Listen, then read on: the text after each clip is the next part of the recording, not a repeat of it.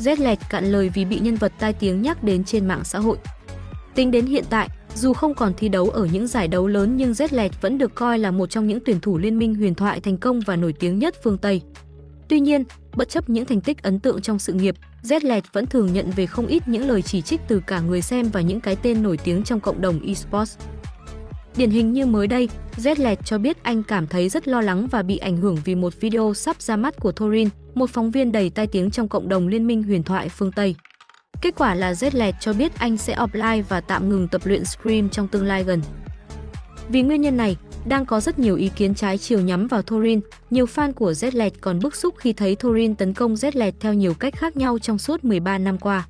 Bởi vậy, đang có rất nhiều game thủ lên tiếng bất bình cho cựu thành viên T1.